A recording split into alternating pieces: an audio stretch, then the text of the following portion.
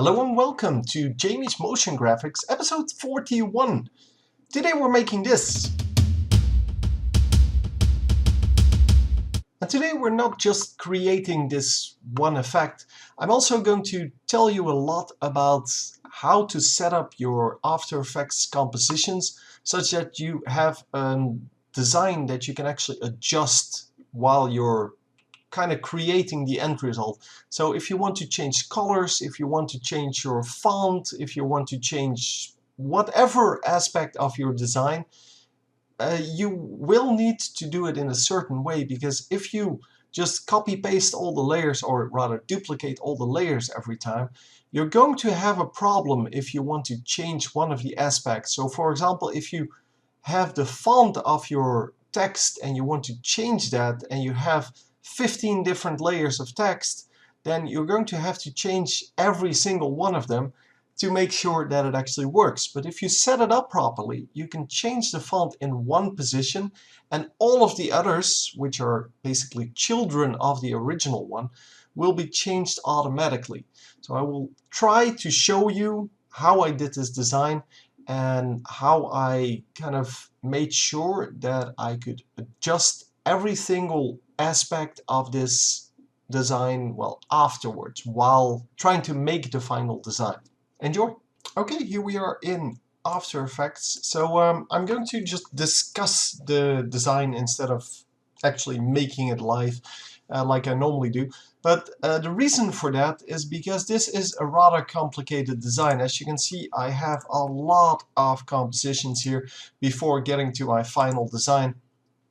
And the final design isn't even here yet.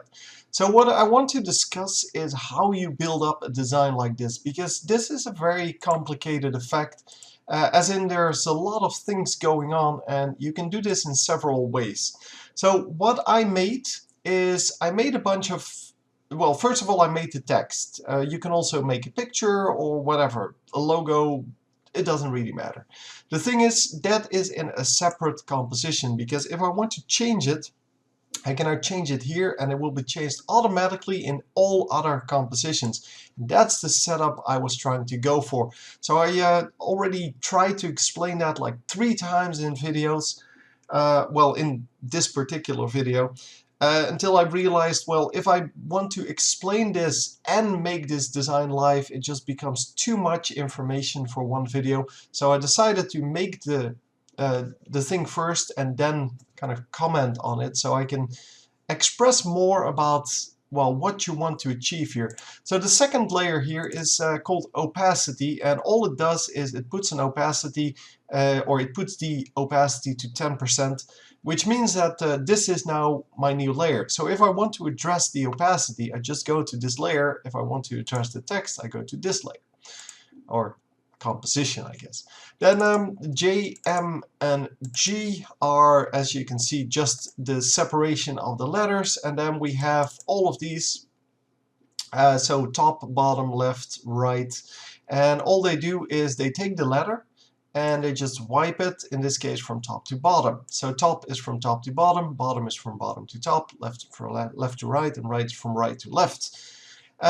Pretty easy to understand, but yeah, you need them in separate compositions, because these are all different effects. So you can't put them in one composition because, well, different effects. And you want to be able to reuse them, and we will see that in a moment. Let me close all these things that I have open, because it's kind of getting messy, and I don't like things getting messy. So what we then have is we have all these elements. These are all our design elements. These are just prerequisites. They don't really matter at this point. So what we have is we have our first design here, and that is, as you can see, quite a lot of layers. It is actually 36 layers, and that is just because I wanted this to be, well, complex. And as you can see, it is kind of complex. So how I built this, I just go to 10 frames and I built this. So I dragged the layers until I felt like, well, this one should be over here. And I did that for every 5 or 10 frames, I think 5 frames even. So yeah, I went to 5 frames here, and then said, well, let's just start off with these. Well, actually, I started off with this and this, and on the right side. The others just came in from afterwards. And then I went to 10 frames, and I did the same thing, like just making interesting corners and things like that. 15 frames, 20 frames, and so on.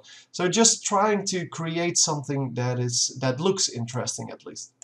It doesn't have to be interesting, but yeah. And then at some point, of course, you run into the problem that it's getting too white, so you can't see the overlaps that well anymore. So what we then need is a second design that is actually completely invisible here, because well, it's the same design. I recycled the design because it is just easier for me.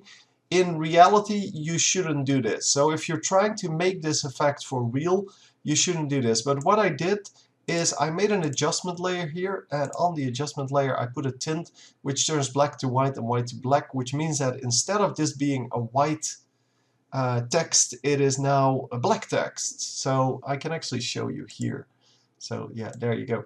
So it does the same thing, exactly the same thing, and that's what you shouldn't do. You should just drag these layers around a bit and just make it a little bit different. But it makes sure that the text does not go white.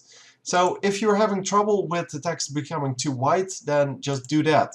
But then I decided, well, that's not the only way you can actually solve that, because you can actually solve it in a different way, in a much cooler way, in my opinion.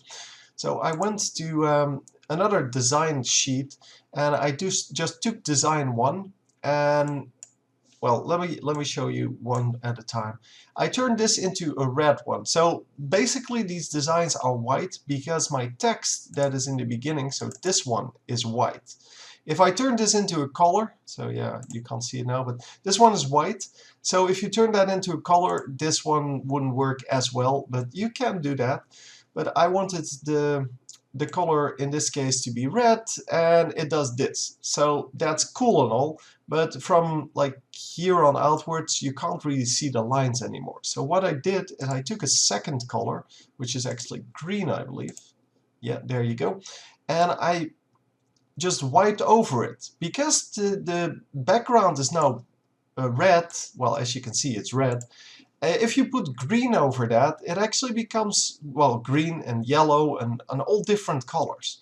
So that is actually quite a cool effect. And then we can drag out the effect from where the old one ended. The old one ended like over here somewhere. Here it's still barely visible. So that's like 109, and then we drag it forward to a few frames later, and because of the different colors, we're now at 127. And then I added a third color, and as you can see, that's blue. I can actually show you. There you go. That's the color blue. You can, of course, take a much brighter color blue, and then the effect lasts until right about here. And then I took another color, which is pink, I think. Yeah, it's actually pink, so not purple the way it looks. It looks purple because the background is not blue, and I can show you that. Yeah, there you go. Background's blue. So we wipe over that with pink, and then it becomes purple, but that's really beside the point. And then I did it again with yellow and red. And you can keep doing this with different colors because it blends with the background. So you basically make a new color background every like half a second, or I don't even know how far they are apart. Yeah, these are 14 apart, and this one is at, yeah, about half a second apart. Doesn't really matter. The thing is, that's why you want to vary it maybe a little bit, because you want to make sure that you don't have the same repetition over and over. You can do that as well by just drawing these out a little bit. So if you move this one forward or back, you get completely different patterns, as you can see. So the patterns will completely change depending on where you're going and where you are. So what your background is, things like that. And it becomes a really nice effect of different colors. And if you mix multiple colors, so you don't have to stick with just two colors. You can see that here there's green, There's actually still some red, there's the purple, there's blue. So, and yeah, you can mix different colors in together. So in this case I have a maximum, I think, of 4 colors that are being mixed. But yeah, you can definitely make some nice stuff out of it. And because you make well, color over color, you can do this an infinite amount of time and the effect will still be interesting to watch. So depending on what you're trying to make, this can be your final design. You just replicate this like 15 times and you finally have like a 10-second animation that you were trying to make, or you can just go to something like this and make it, I think we're at 6, final design. And you can just take your design, so in this case design number 3, which is actually, this is actually 7. So design number 3, and we're going to say like, okay, this is about when the effect ends, hang on.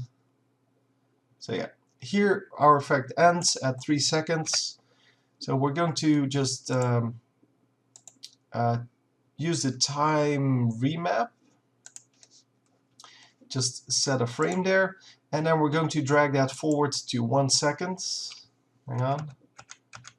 There you go, 1 second. And let's zoom in a little bit so we can actually see what we're doing. And then what I created now is a 1 second version of the entire effect. So instead of it being 10 seconds long, we now have a very violent, very fast moving thing that only lasts 1 second, and we can just say, okay, I want this to be 31 frames. And that means that it's just 1 second. And well, we have 1 frame overlap, but let me show you what it actually looks like.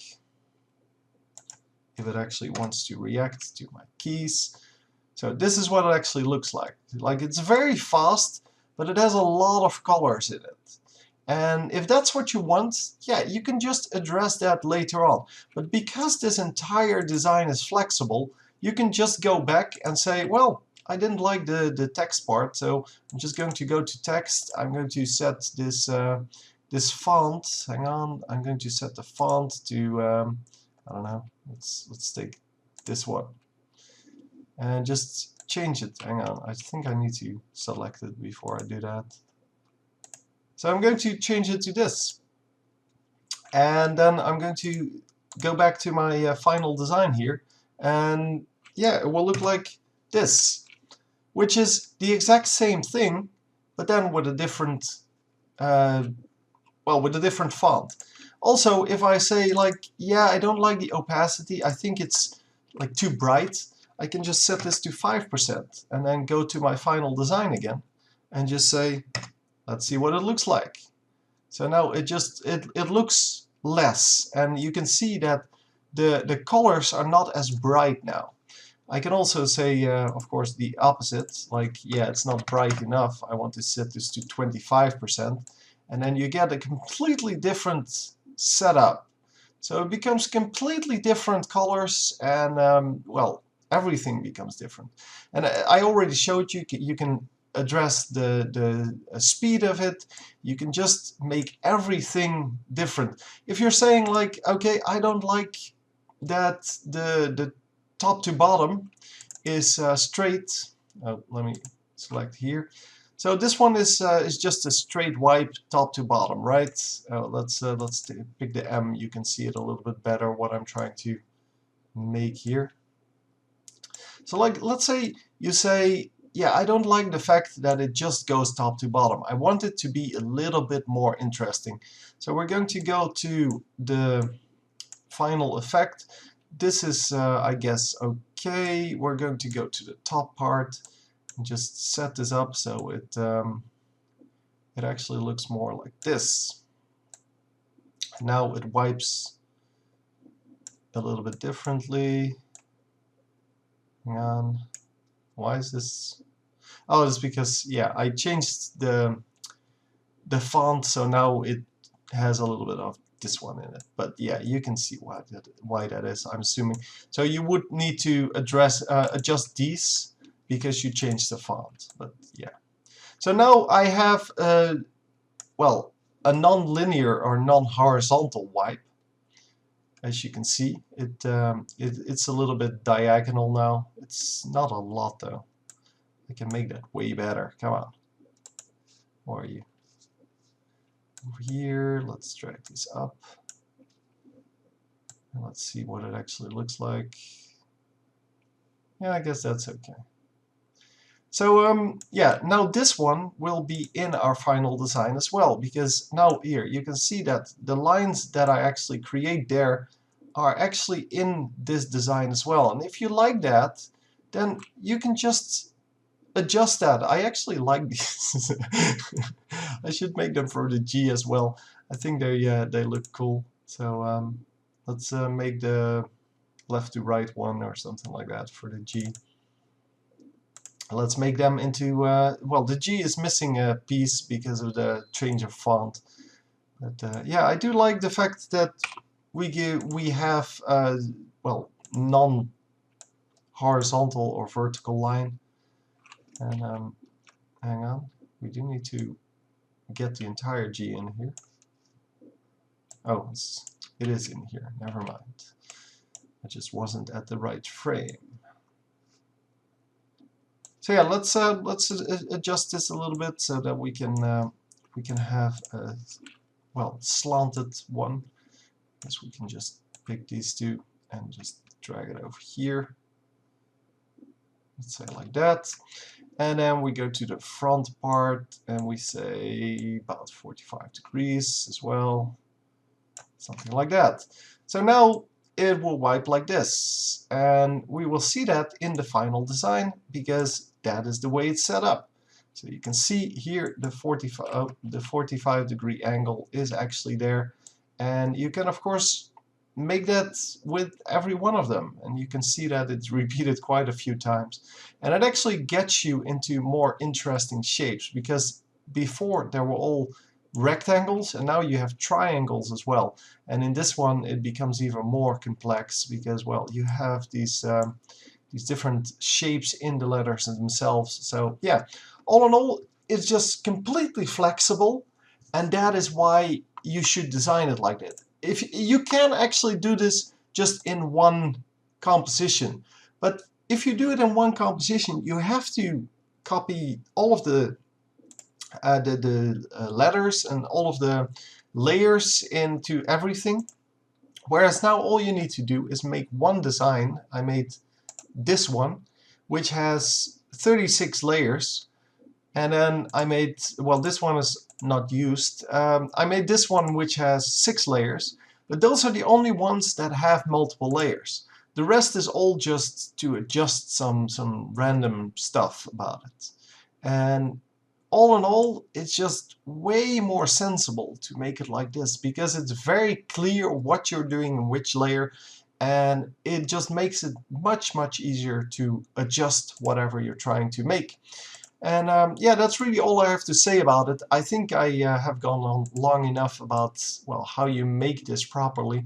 And I think it's really important to learn these kind of, well, very standard things, because if you don't do this properly, you're going to run into trouble if you want to change something about your design where you say, like, yeah, you designed it a certain way, and then you say like, yeah, I don't really like it anymore, I wish I could change it, but now you're too far in, and you kind of get screwed by your own, well, your own trying to get cut corners, basically.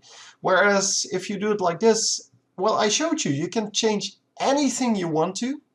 If you want to change colors, you just go to the design. So this design 3, this one has the colors in it. So you just adjust the colors here and you will be fine. I'm not actually sure where I am. Oh, I double clicked. Okay.